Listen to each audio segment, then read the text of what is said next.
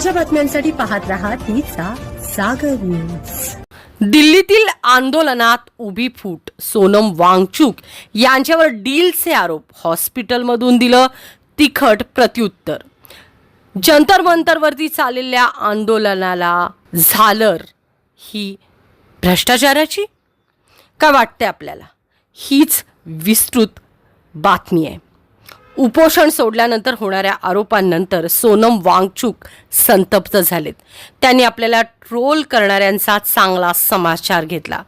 तसेच सफदरजंग रुग्णालयात तुरुंगासारखी वागणूक मिळाल्याचं ते म्हटलेत। सामाजिक कार्यकर्ते सोनम वांगचुक यांनी नीट पेपर फुटी विरोधात आपले उपोषण 26व्या दिवशी मागे घेतलं। उपोषण संपल्यानंतर आता त्यांनी एक नवीन व्हिडिओ सोशल मीडियावर पोस्ट केलाय, ज्यात ते काहीसे संतप्त झाल्याचे दिसले।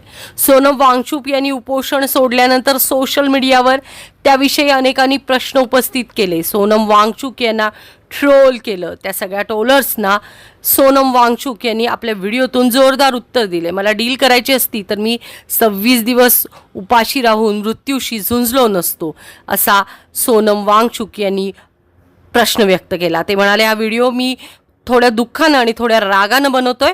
माझ्या देशातील भाऊ बहिणींसाठी व विद्यार्थ्यांच्या न्यायासाठी मी 26 दिवस उपाशी राहिलो, ज्यात माझं तब्बल 11 किलो वजन कमी झालं, माझं शरीर खचलं, मसल्स कमी झाले, माझ्या अवयवावर आणि मेंदूवर अपरिवर्तनीय नुकसान होण्याची वेळ जवळपास आली आहे। लडाखच्या कडाक्याच्या थंडीतून दिल्लीच्या कडक उन्हात मी उपोषण केलं। हे सर्व केल्यानंतरही माझं उपोषण किती प्रामाणिक होतं हे सिद्ध करावं लागणार आहे का? याचं चारित्र्य प्रमाणपत्र मला आता कोणाकडून घ्यावं लागणार आहे का? उपोषण केंद्रीय मंत्री JP नड्डा यांच्या हस्ते सोडल्याचा आरोप करणाऱ्यांनीही त्यांनी यावेळी सडोतेड उत्तर दिलं। मी उपोषण सोडलं तर का सोडलं, कुणाच्या हातून सोडलं, काय डील झाली, काय सौदा झाला, मला या सगळ्याची उत्तरं द्यावी लागणार आहेत का, असा संतप्त सवाल त्यांनी व्यक्त केला। मी कालपासून आता द्रव पदार्थ पितोय, ज्यामुळे मला थोडी ऊर्जा मिळाली, परंतु दुर्दैवानं मी ऊर्जाही मला अशा प्रकारे वापरावी लागते। सकाळपासून लोक मला फोन करतायत किंवा पोस्ट दाखवतायत आणि म्हणतायत तुमच्याबद्दल खूप प्रश्न उपस्थित केले जात आहे। तुम्ही केंद्रीय मंत्र्यांकडून उपोषण का सोडलं, तुम्ही दुसऱ्या कोणाकडून का नाही सोडलं, काय डील आहे, काय सौदा झाला, असं विचारलं जाते। मला जर सौदा करायचा असता तर मी 26 दिवस उपाशी का राहिलो असतो? किती लोकांनी असे सौदे केले आहेत? ते असेच सौदे करतात का? आलिशान खोल्यांमधून बसून सौदे केले जातात। सौदाच करायचा होता तर मी आलिशान ठिकाणी सौदा करू शकलो नसतो का? दिल्लीच्या इतक्या कडक उन्हात रस्त्याच्या कडेला बसून मी कशाला डील करेन?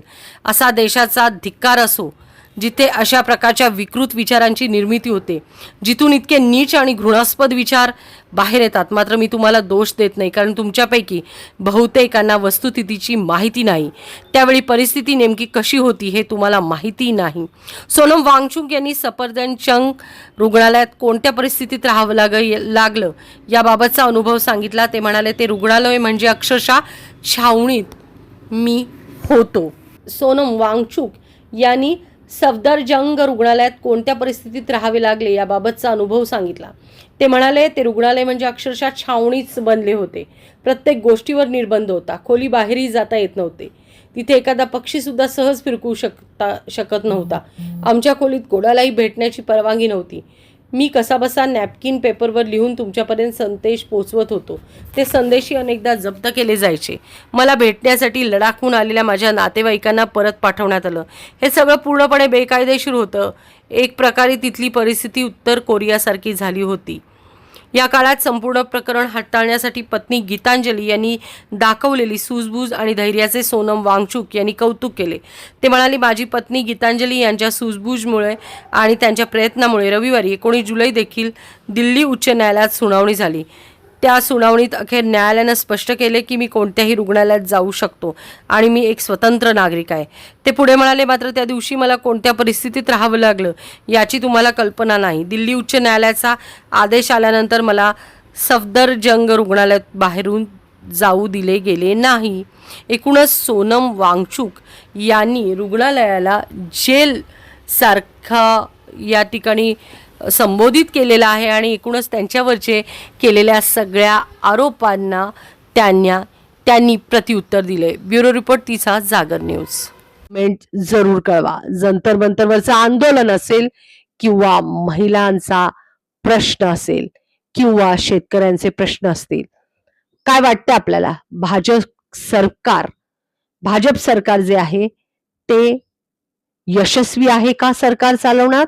चुकीच्या निर्णयांमुळं भाजप बॅकफुटवर जाईल काय? आपली कमेंट अत्यंत जरुरी आहे. बातमी आवडल्यास लाईक, शेअर, सबस्क्राईब करा.